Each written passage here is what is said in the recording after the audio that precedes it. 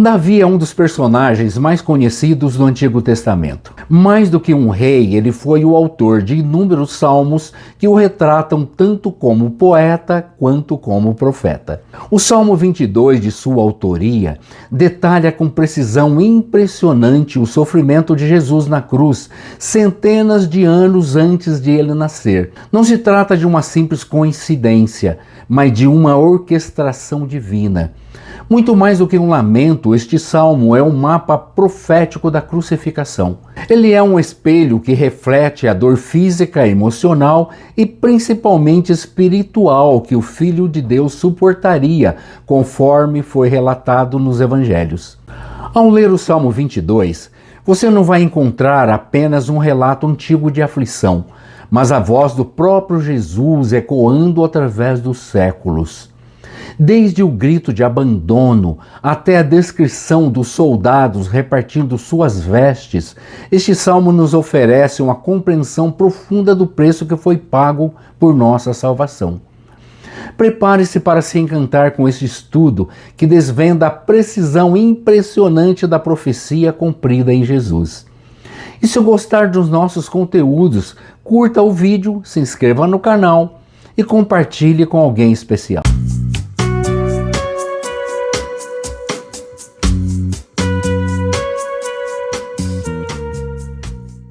O Salmo 22 foi escrito entre 400 e 1000 anos antes de Cristo.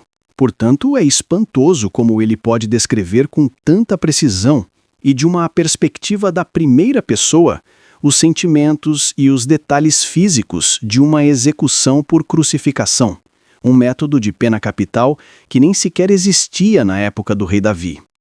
E para torná-lo ainda mais impressionante, vamos estabelecer agora um paralelo entre sua profecia messiânica e a paixão de Jesus, narrada por Mateus no capítulo 27. A primeira frase do Salmo, no versículo 1, é um soco na alma.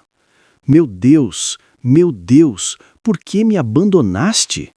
Essa é a mesma frase, dita em aramaico, Eli, Eli, lama sabachthani, que Jesus bradou na cruz, registrada em Mateus 27:46. Essa não é uma oração qualquer. É o ápice do sofrimento de Cristo. Não se tratava da dor dos pregos ou da asfixia da crucificação, que eram imensas, como o Salmo profetiza dizendo: minha força secou-se como barro, e minha língua está grudada no céu da boca. Tu me colocaste no pó da morte. Salmo 22:15. A dor mais profunda era a separação. Pense nisto. A comunhão perfeita entre o Pai e o Filho, que existia desde a eternidade, foi interrompida naquele momento. Por quê? Porque naquele madeiro, Jesus não era apenas o Filho de Deus. Ele era o Cordeiro que carregava o pecado e a maldade de toda a humanidade. Deus teve que lhe virar o rosto, porque segundo Abacuque 1:13, Deus é de olhos tão puros que não pode ver o mal.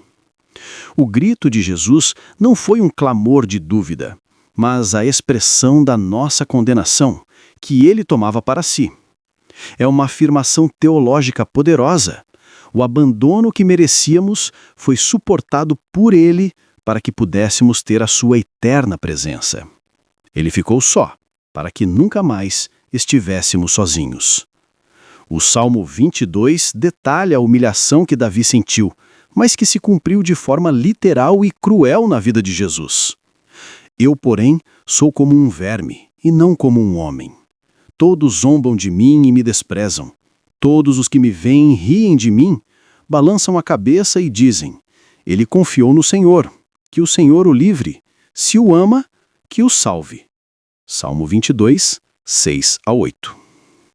No Calvário, a cena se repetiu exatamente como a profecia. As pessoas que passavam por ali sacudiam a cabeça e o insultavam. Mateus 27:39. Os líderes religiosos, os sacerdotes e os mestres da lei, que deveriam ser os primeiros a reconhecer o Messias, caçoavam dele. Ele salvou outros, mas não pode salvar a si mesmo. Que desça da cruz e creremos nele. Ele confiou em Deus. Então que Deus o livre agora, se realmente o ama. Mateus 27:42 e 43. Imagine a dor de ser ridicularizado no momento de maior fragilidade. Passamos por momentos onde somos alvos de crítica, de fofoca ou até mesmo de um desprezo injusto no trabalho ou na família.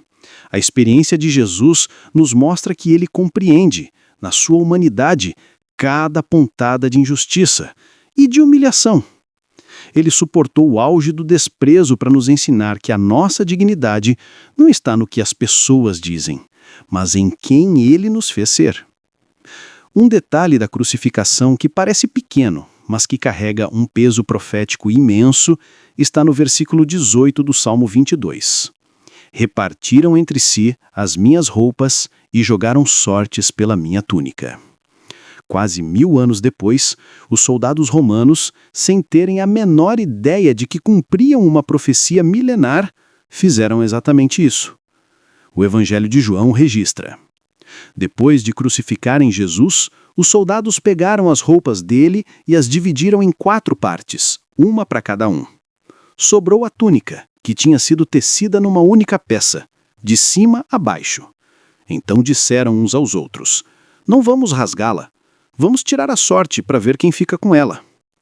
Isso aconteceu para que se cumprisse a escritura que diz: repartiram entre si as minhas roupas e jogaram sortes pela minha túnica. E isso foi o que os soldados fizeram. Evangelho de João, 19, 23 e 24. Este evento comum na época, o de soldados repartirem o despojo de um condenado, é uma prova irrefutável da soberania de Deus. Cada aspecto foi previsto. Isso nos conforta profundamente, pois se Deus está no controle dos mínimos detalhes de uma profecia de sofrimento, Ele também está no controle de tudo o que ocorre em nossas vidas. O mais inspirador no Salmo 22 é que ele não termina na dor e no abandono. De repente, a tristeza se transforma num grito de vitória e louvor. Ele me respondeu: anunciarei o seu nome a meus irmãos. No meio da congregação, eu o louvarei. Salmo 22, 21 e 22. A dor de Davi e de Cristo não foi o fim. O sofrimento foi a semente da qual brotou a maior adoração. A nossa vida é assim também. Nossas crises, momentos de dor e sentimento de abandono não são o ponto final da nossa história. Eles são o prelúdio de um testemunho. É depois de passar pelo vale sombrio que ganhamos autoridade para louvar a Deus no meio da congregação. O Salmo 22 termina com uma promessa que alcança as gerações. Nossos descendentes o servirão. As gerações futuras ouvirão falar sobre as maravilhas do Senhor. Cada geração anunciará à geração seguinte sua justiça e seus feitos poderosos. Salmo 22, 30 e 31. A vitória de Jesus na cruz não foi só para ele, foi para nós. A sua justiça se torna a nossa justiça. É por isso que, mesmo em meio às lutas, a nossa história é de vitória, pois o nosso Redentor vive. O Salmo 22, portanto, não é apenas um registro, mas uma revelação. Ele nos mostra um Deus que não nos observa de longe, mas que mergulhou na profundidade do sofrimento humano. Por isso, quando a sombra do desamparo chegar e a pergunta "Deus meu, por que me desamparaste?" surgir em seu coração, lembre-se de que ela já foi ecoada na cruz. Aquele que a pronunciou compreende a profundidade da sua dor e sabe o que é se sentir abandonado.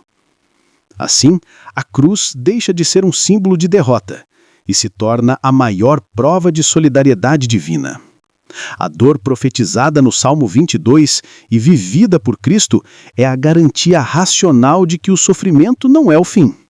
Ela nos assegura que o caminho da obediência, mesmo na dor, é o mesmo que leva à vitória final. Gostou desta reflexão? Clique em gostei. Esse simples gesto ajuda o YouTube a recomendar nosso conteúdo para mais pessoas e nos incentiva a criar ainda mais. Obrigado pela companhia. Nos vemos no próximo vídeo.